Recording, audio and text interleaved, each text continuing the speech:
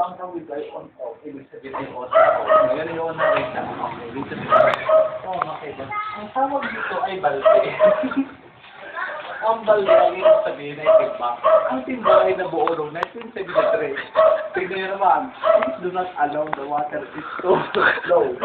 Yan mga kaibigan. Ang tawag dito ay balistic. Na ibig sabihin ay balis.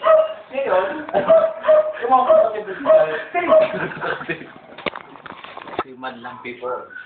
Ang papasok po tayo ngayon sa ating CR. Ang tawag dito ay CR. Ang ibig sabihin ay CR.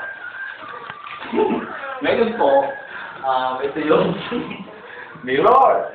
Ang ibig sabihin ng mirror ay M-I-R-R-R-O-R. Ibig sabihin ay mirror. Ang tawag dito ay, ano nga, basta yun na yun. Ito yung bowl. Ang ibig sabihin ay bowl. Tapos, ang tawag nito ay bumba. Bumba sa bowl. Ngayon po, pwede ka dito mag-swimming, maligo, at higit sa lahat. Alam mo na yun. That's all. Thank you. Ngayon mga kaibigan, makila mo na ang pinuno ng ating kapulungan. Ito, ang pangalan tayo si Mami. Si Mami ay galing sa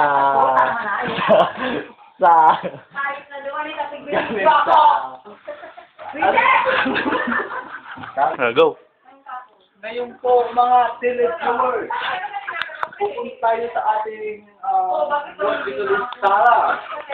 Sarah is called for the great word Latin. Ang ibig sabihin ay Sarah. Ngayon po, mga kaibigan,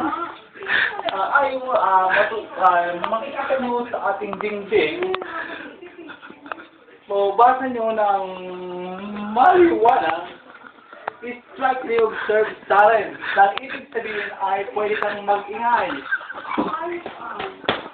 Ngayon po, mga kaibigan, magbabalik ang NNNN. Okay, na naman!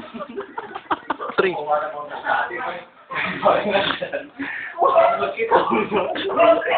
Ayun po ating